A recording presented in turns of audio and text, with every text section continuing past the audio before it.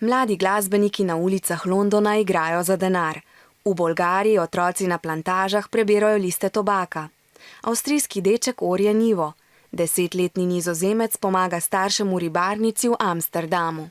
Če pomagate doma, izboljšate življenje vse družine, postajate spretnejši in samostojnejši. Sodelovanje pri gospodinjskih opravilih torej nikakor ni prepovedano. Je pa s konvencijo o otrokovih pravicah prepovedano delo otrok po vsem svetu. Tudi v Evropi.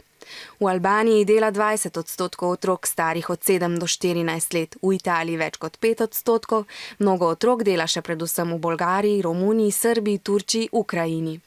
Velika težava ob tem je predvsem to, da veliko otrok zaradi dela ne zmore več opravljati svojih šolskih obveznosti. Nekateri ne dosežejo niti osnovne izobrazbe.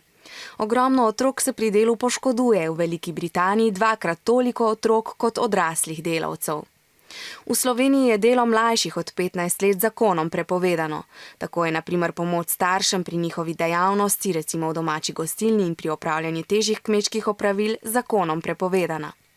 Zakon pa dovoljuje sodelovanje otrok pri snemanju filmov in sodelovanje pri kulturnih, športnih in oglaševalskih dejavnostih. Poleg tega lahko 30 dni v letu starejši od 13 let opravljate lažja in nenevarna dela, a le če inšpektor za delo za to izda posebno dovoljenje.